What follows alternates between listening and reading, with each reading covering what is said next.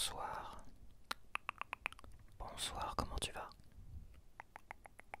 Comment tu vas? Donc on se retrouve ce soir, ce dimanche soir, pour faire un petit top 5 des films à voir cette semaine. 5 films que j'ai été pioché pour la semaine à venir, à regarder, alors que je te conseille, mais ça reste aussi des films pour moi que je me suis mis de côté, que je voudrais revoir par exemple. Voilà, donc la semaine dernière, je t'avais proposé pas mal de films, dont deux que j'avais vu qu'une seule fois. D'ailleurs, il y avait l'échange avec Angelina Jolie. J'avais tellement occulté de choses dedans que quand je l'ai revu, waouh, j'étais vachement surpris. C'était un film qui m'avait marqué à l'époque et je me rappelais pas à quel point, pourquoi il m'avait marqué. Et là, il m'a marqué à nouveau une deuxième fois et c'est un film qui est vraiment waouh, qui est d'une intensité mais qui est très très dur. En fait, c'est un film qui est très très dur. Et c'est vrai que j'avais occulté pas mal de choses et c'était vraiment un plaisir de le revoir. Donc voilà. Donc il y a des films comme ça aussi il y aura des films que j'ai envie vraiment de voir, que je n'ai pas vu, que je mettrai dedans pour moi. Mais généralement, ça sera quand même des films que j'ai vus, que je peux conseiller, ou des films dont je me rappelle avoir apprécié, je sais plus pourquoi, et que j'ai envie de revoir aujourd'hui. Voilà. Et là, cette semaine, il y a un film que j'ai pas vu depuis plus de 20 ans. Donc voilà, ça va être la grosse surprise. Ok, donc à la date du 26, c'est-à-dire demain, lundi, à 20h55, on a le sixième sens avec Bruce Willis. Alors je l'avais évoqué dans mes vidéos autour de l'écriture. Bon, je vais pas expliquer pourquoi. Donc c'est un film fantastique. Je vais essayer quand même de faire des résumés moi-même de ce que je me souviens, parce que les résumés, je trouve qu'ils en disent beaucoup. Donc le sixième sens, c'est un psychiatre pour enfants, un psychologue pour enfants qui, après un drame, cherche à aider un petit gamin qui a des difficultés, qui a des problèmes, qui semble en tout cas avoir des problèmes psychologiques, éventuellement des hallucinations et tout ça. Et il va tout faire pour l'aider, pour éviter que... Car ce gamin-là ressemble finalement à un ancien patient avec qui ça va être très mal tourné. Ça, c'est le début du film. Donc il ressemble à ce patient-là. Donc il va tout faire pour l'aider, lui, alors qu'il n'a pas réussi à aider l'autre gamin, tu vois. Donc il va tout faire pour l'aider et là il va se rendre compte que ce gamin a peut-être, je dis bien peut-être, des pouvoirs sensoriels, quoi. Donc c'est un film, est-ce qu'on peut dire que c'est un film fantastique? Je sais pas, il le classe comment ce film-là? Un film fantastique, voilà, bon c'est un film fantastique. Alors je vais peut-être te lire juste ça. Un garçon confronté à de macabres et terrifiantes visions est pris en charge par un psychologue de renom spécialisé dans le traitement d'enfants perturbés. Bon voilà, ça en dit pas plus que moi. Donc c'est avec Bruce Willis, avec Haley Joel Osment, qui est connu pour ses rôles en tant qu'enfant. Parce que après, on l'a plus jamais revu. Quand il a grandi, il a pas dû continuer, mais il a peut-être plus je sais pas, le physique pour continuer le cinéma, je sais pas. Toni Collette c'est la mère du gamin et Olivia Williams c'est la femme de Bruce Willis. C'est un film de Night Shyamalan, de M. Night Shyamalan, donc il est connu pour ce genre de film un peu sombre, un peu bizarre et tout ça. Ça reste quand même un très très beau film, même si tu connais la fin. C'est vrai que je me lasse jamais de le regarder, donc je peux que te le conseiller. C'est Sixième Sens avec Bruce Willis, demain à 20h55 sur RTL 9. Donc demain en même temps, sur une autre chaîne, sur TF1 Série Film, nous avons Gladiator à 21h10. Donc ça c'est la vengeance d'un ancien général romain désigné comme futur empereur par Marc Aurèle, puis victime de la trahison de Commode, le fils de Marc Aurèle. Donc voilà, donc je vais peut-être expliquer un peu le début. Donc c'est un général romain qui finalement décide de prendre sa retraite, tu vois. Il a fait ce qu'il avait à faire pour Marc Aurèle, pour l'empereur. Il avait déjà fait ce qu'il avait à faire et il demande à l'empereur de prendre sa retraite, sauf que l'empereur, lui, il va désigner un successeur et il veut que ça soit lui, qu'il considère comme un fils. ce général romain. Sauf que son vrai fils, Commode, va pas le prendre de cette manière-là, donc il va l'assassiner, il va assassiner Marc Aurèle, l'empereur, et il va prendre le pouvoir de force. Et en fait, le général, joué par Russell Crowe, va se rebeller contre Commode parce qu'il sait qu'il a assassiné son père, vu que ça s'est fait dans des discussions privées, tu sais, au départ, c'était pas encore officiel. Donc il le sait, sauf que Commode va ordonner de l'assassiner, lui ainsi que toute sa famille, pour éviter évidemment qu'il parle, qu'il se rebelle, quoi que ce soit, que ça reste un grand général de renom. Et donc il va tout faire pour l'assassiner, sauf qu'il va louper son coup pour le général. Et lui, il va tout faire pour rejoindre sa famille en Espagne. Ouais, je crois que c'est en Espagne, alors qu'ils doivent être en Allemagne, je crois. Donc il va tout faire pour rejoindre sa famille en Espagne, pour sauver sa femme et son fils, en fait. Est-ce qu'il va réussir ou pas? Bon, ça, j'ai peut-être pas envie de trop spoiler, etc., etc. Donc c'est un film quand même assez poignant, c'est un chef-d'œuvre. Franchement, j'ai été le voir 2 fois au cinéma, une fois avec mon père. Et franchement, c'est vraiment un chef-d'œuvre. Je crois le meilleur péplum qui existe. Et ça, c'est vraiment un truc à voir. Donc c'est demain sur TF1 Série Film, Gladiator, à 21h10. Donc on passe à jeudi. Voilà, on passe de lundi à jeudi avec Space Cowboy de Clint Eastwood. Encore un Clint Eastwood. Et avec Clint Eastwood cette fois-ci, Tommy Lee Jones, Donald Sutherland, James Garner. On a quand même des vieux acteurs vraiment très intéressants. Donc Space Cowboy, c'est un film d'aventure et à la fois c'est un film que moi je me rappelle avoir trouvé drôle. Ça fait longtemps que je l'ai pas vu, c'est vrai. Alors je te lis le court synopsis. 4 astronautes sexagénaires à la retraite reprennent du service pour réparer un vieux satellite russe en perdition qui menace de percuter la Terre. Donc ouais, c'est vraiment un film que je me rappelle feel good. Donc là, je me l'enregistre, je me le programme pour le revoir.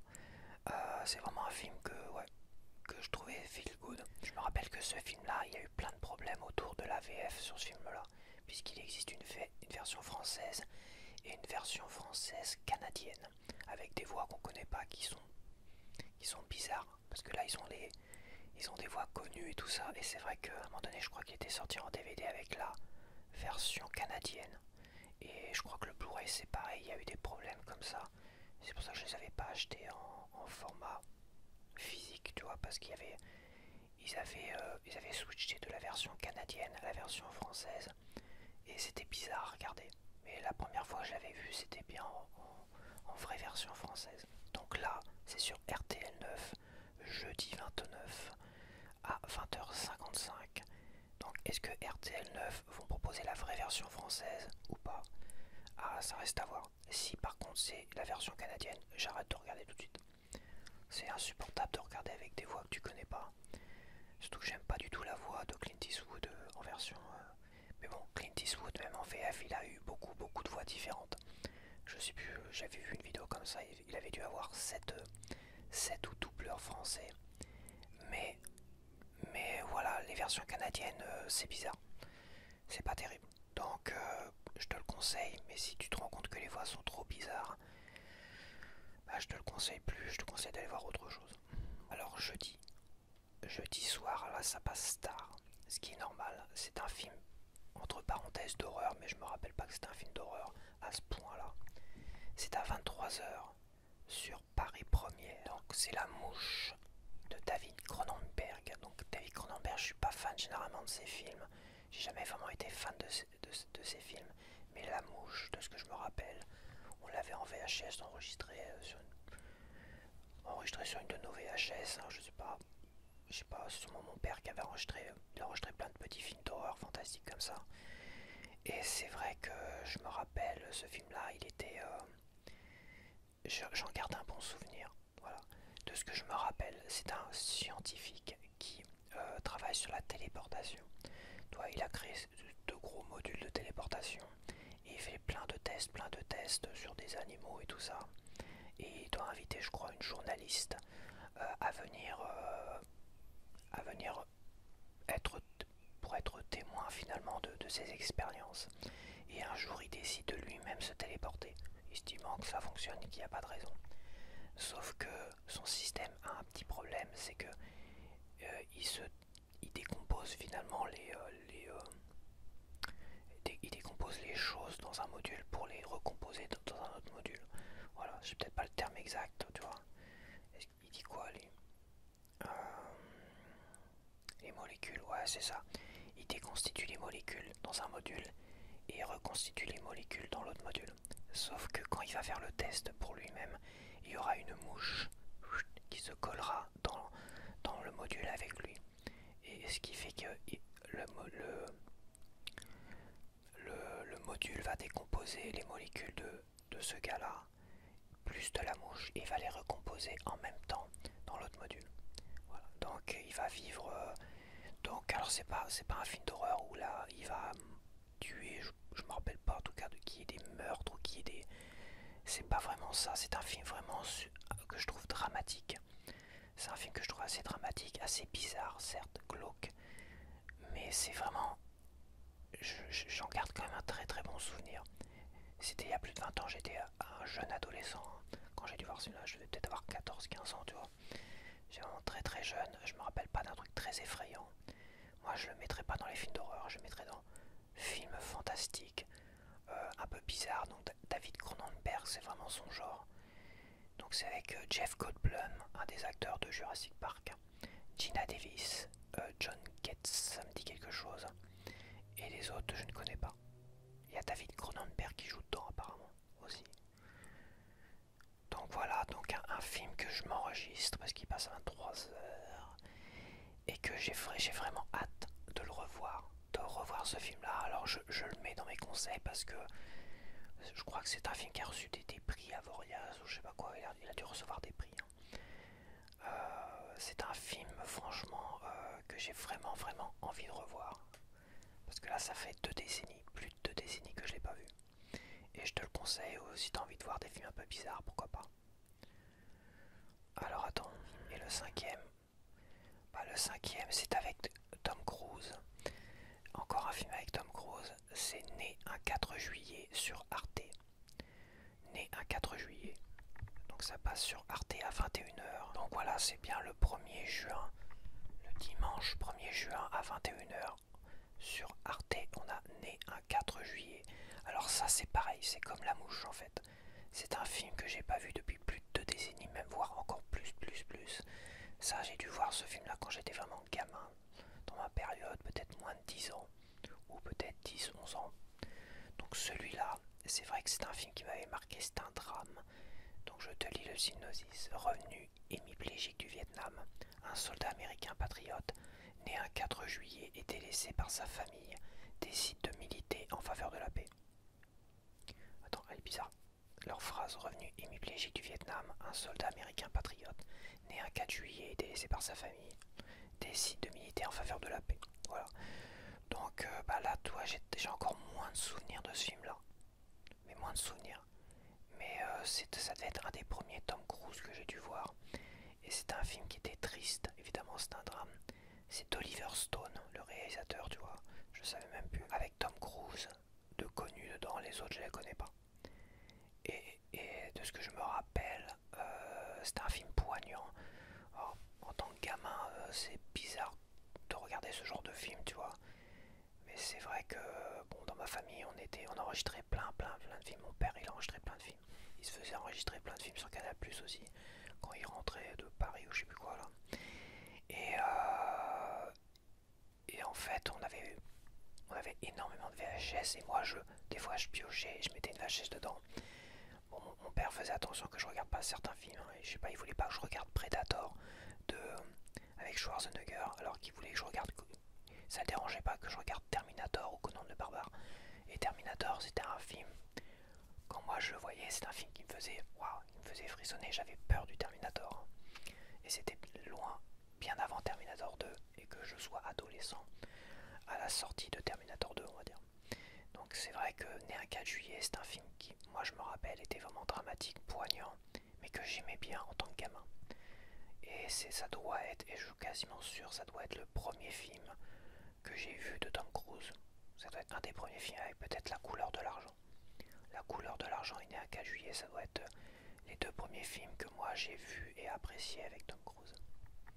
Donc voilà, c'est terminé pour ce petit guide TV des 5 films à voir pour la semaine qui vient. Donc est-ce que j'ai besoin de récapituler tout ça? Donc alors, demain, lundi 26 à 20h55 sur RTL9, on a le sixième sens. Demain, sur TF1 série film à 21h10, on a Gladiator, j'ai du mal à le dire, c'est bizarre. Le 29, là on passe directement à jeudi, tu vois, du lundi au jeudi il n'y a pas grand chose, enfin j'ai pas trouvé grand chose en tout cas. Donc jeudi à 20h55 sur RTL9 on a Space Cowboy, attention que ça soit bien la VF, parce que moi j'avais trouvé insupportable à regarder en version canadienne.